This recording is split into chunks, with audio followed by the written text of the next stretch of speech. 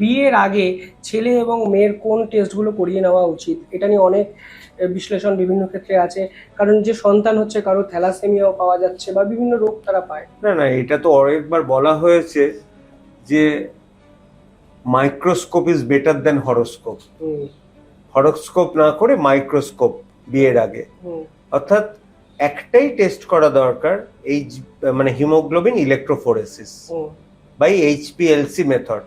মানে যদি যে বউ, হুম।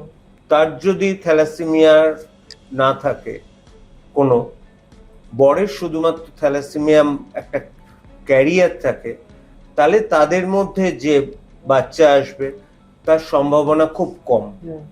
কিন্তু তা বলে কি তারা বিয়ে করতে পারবে না? এটাও তো একটা বড় প্রশ্ন। তারা বিয়ে ঠিকঠাক করে রেখেছে, হুম। তাই থ্যালাসেমিয়ার জন্য কি বিয়ে হবে না? হুম।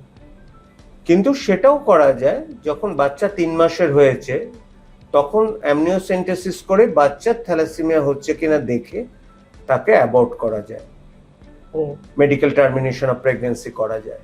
সুতরাং বিয়ের আগে ব্লাড গ্রুপিং আর হিমোগ্লোবিন ইলেকট্রোফোরেসিস করাটা ম্যান্ডেটরি। এটা আশা করি এখন অনেকে করেন, হুম। কিন্তু অনেকে আবার করেনও না। অ্যাটলিস্ট বাচ্চা নেওয়ার আগে তো তাদের করতেই হবে।